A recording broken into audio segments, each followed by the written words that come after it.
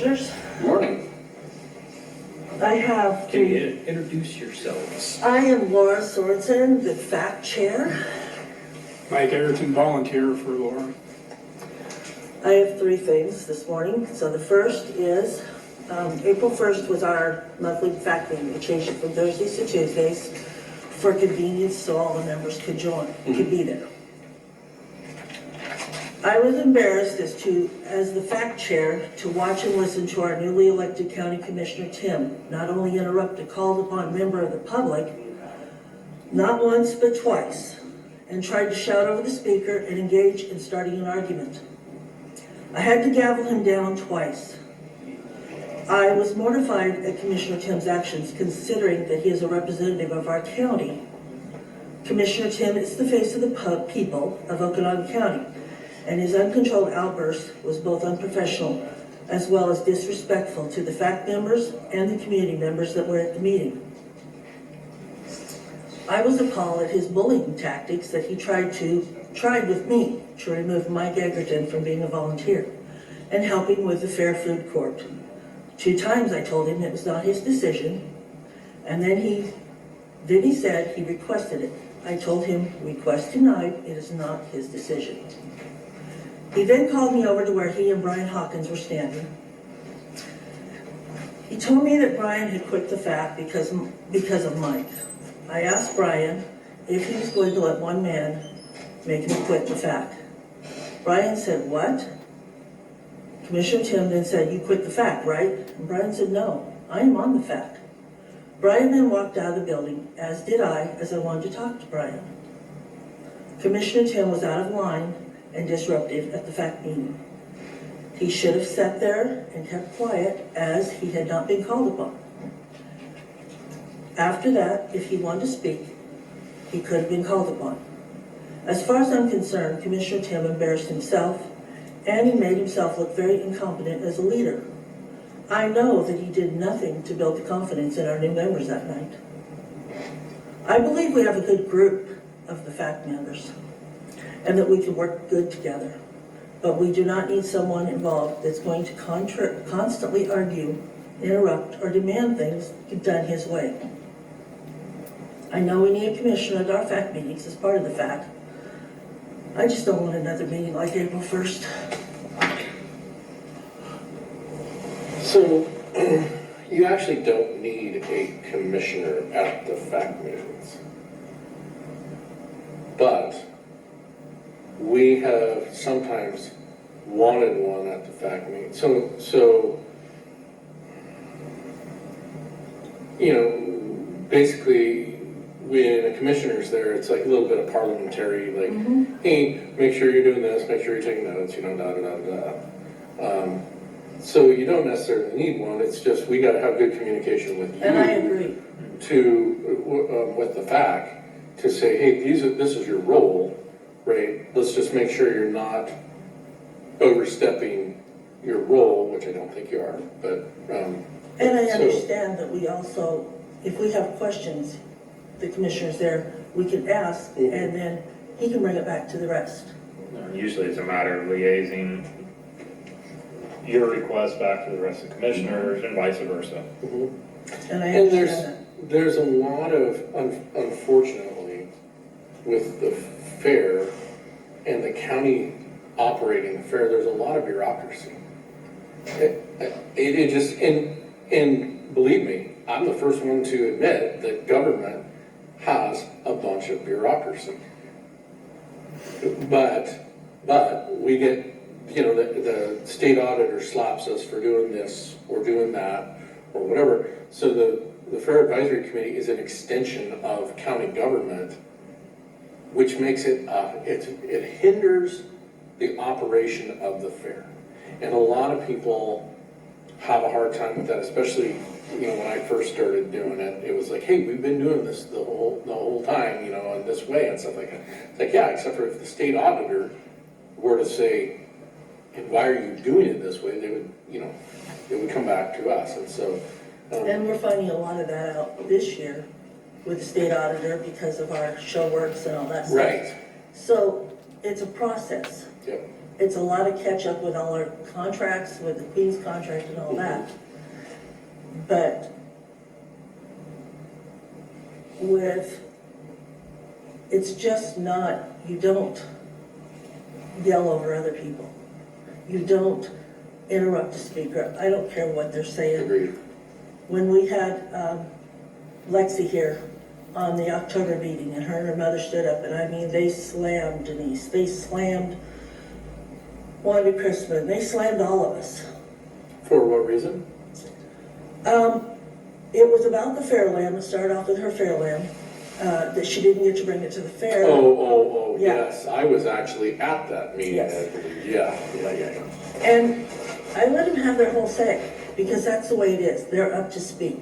After she got done, then I had my say as far as a contestant or participant, exhibitor, your fair book tells you your weights. Mhm. You need to read that. As to the other things, it got ironed out. But, you know, it's just common courtesy. You don't do that. I know, I appreciate the fact that you're on the Fair Advisory Committee and that you took on that role. How hard is it for you on a Monday or Tuesday to come talk with the commissioners? Not that hard. I can do that. Okay. No, she could even do it remotely if she wanted. Yeah, you could. Yeah, absolutely. It would be nice to give updates on what's going on so that we're kind of in the loop on Okay, that'd be great. what you guys are doing, you know. That things is like not a that. problem for me. So, I can do that. Can I hop in real quick? Sure. Hey, I wanted to call out or reach out to you this week and I was going to talk about that. So I'm mulling over what you said, and thank you for coming and commenting. So, this whole thing with affect Mike. I have received many complaints from constituents during the election, how people getting ready to get to the fair, about his behavior during the fair, how he conducts himself. This basically. Hey, Nick? Getting off the- Nick? Yeah. why don't you talk about this offline with Laura? Oh, no, I wanted this to be public record. If this is gonna come up, I want this to be, on the record. And that's why I've been actively recruiting folks to come to the fair, to be positive, to be polite, to be able to conduct themselves in a professional manner. He does deserve to be heard, of course, but in a professional way. His behavior when he, came after me acting was exactly what I've been hearing about. Very hot-headed, hot-tempered, he doesn't get his way, he gets very irritated. It just kind of proved out what I've been hearing. Now, I want to call and talk to you personally, and I will reach out this week. But I wanted that to be part of the record. So that, that was what I heard, and I wanted Mike to get involved. I was happy to see you show up that night. I was hoping, things would go positively. But, unfortunately, it didn't occur. But I'll be reaching out this week and hopefully we can have some better chat. Appreciate all the work you're doing. And go from there. Okay. Would you gentlemen like context to that meeting? Sure. Okay, so unbeknownst to me, I didn't know Commissioner Timm was recruiting Brian Hawkins as a fact member. Had no idea. Had an issue with a food vendor last year. I volunteered to help Laura with the food court since she knows very little about it. So I reached out to Brian saying, hey, listen, because he sells What You Want teriyaki in the summertime, he does teriyaki food. I say, hey, Brian, there might be an opening for you. If you want to apply for it, it'd be great. On the fact? No, as a food vendor in the food court. Gotcha. In the food court. Not 30 seconds later, Brian's phone rings back, and it's Commissioner Timm. And in a very straightforward and very aggressive tone, told me that if I want to be a volunteer in the Okanogan County Fair, I needed to fill out a volunteer form, and I needed to attend the meetings. I said, well, wait a second, I'm not on the fact, I'm just a volunteer. I wasn't aware the volunteers had to be at the meetings. And he says, yep, don't know anything about you, you need to come to the meetings, you need to participate. Okay, I came to the meeting.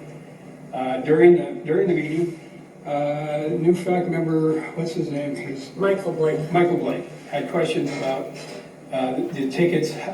They were talking about giving the ID badge to the Exhibitors. exhibitors and the food Animal vendors. exhibitors.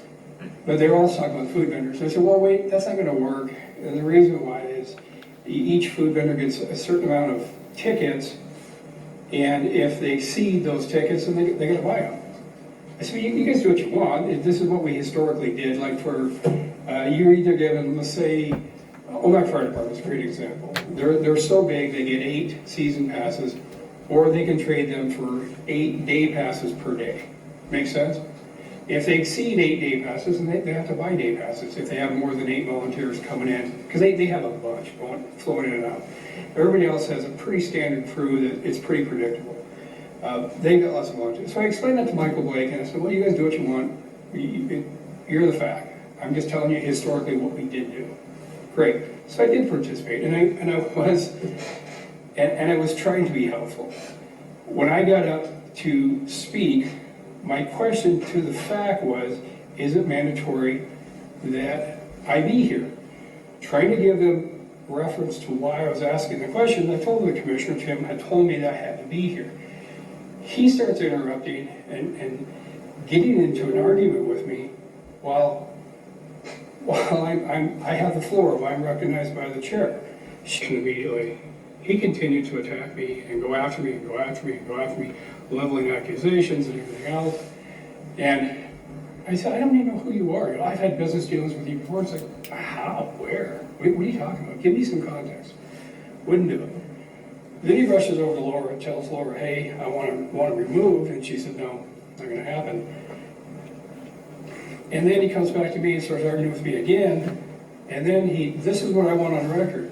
He leveled a threat at me. He said, if you continue to be a volunteer, he would make my life very difficult for me at the fair. I don't know what that means, but I take that as a threat and I take it very seriously. He's threatening me for volunteering to be at the fair, to participate, to help. Now, I want to clear something up here. Mike is helping set up the food court. Knows the vendors he's had in there for years, and the ones that do. He gets a hold of Larissa, he tells Larissa, send out the emails to him, attach the application to it to make it easier. And he says, I'll come down and I'll help you mark out the food vending area. That's Mike's role. He's not a fact member. He's not going to be running anything during the fair. Everything's passed through Laura. If he does something that I don't like, I'll shut him down in a heartbeat. I mean, we've discussed this several times. So, I don't care if Mike's volunteering because he's done it for so long. Right. But what I would ask you is to make sure, again, remember the bureaucracy thing that we Yes. talk about, right?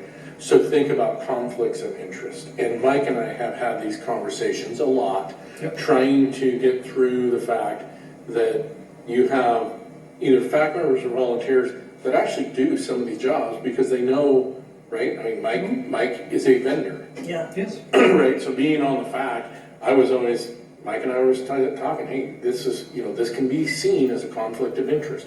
So you got to make sure that you when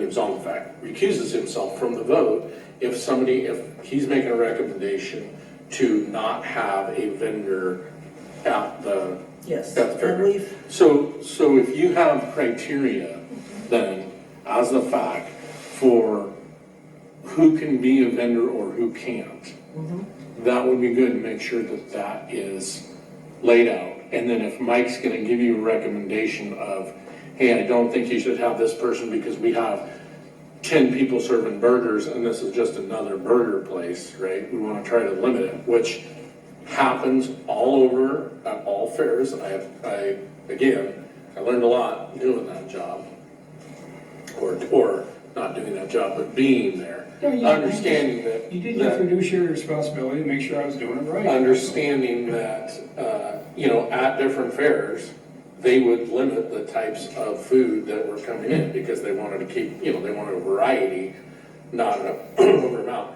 Just make sure that you are recording the process of doing that, because, what'll happen is people go to, I had it happen when I was new commissioner. People come and say, hey, Mike's being unfair to me, and, and then, you start getting into this, why is this happening, and stuff like this. And so it takes a while to figure out, like, okay, here's the actual process. So it's a blending of, hey, this is really what we should be doing. We should be limiting these types of people, and it's either first come, first serve, or it's, some sort of basis. Remember that they are also taxpayers. So here's the one thing that we have to think about, right? When we're putting something out to bid, they are all taxpayers that are able to bid on it. So when I talk about the bureaucracy of things, I also know that it's trying to level a playing field for people who are paying taxes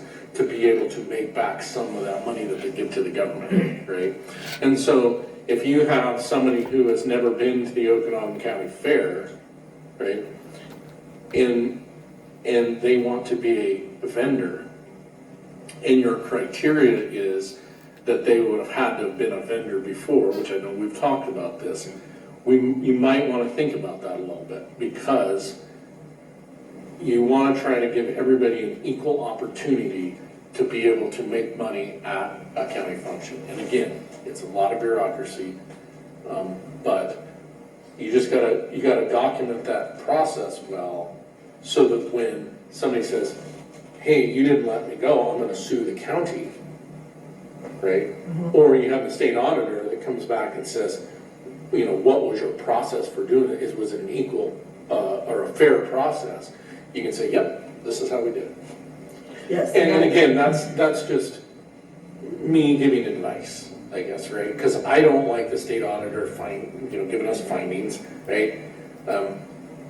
And I want the constituents within this county to believe that, to know that, I shouldn't say believe, to know that we do things as fair as possible when it comes to, Yeah, I had a guy email me from Malo and does shaved ice. And he says, possibility.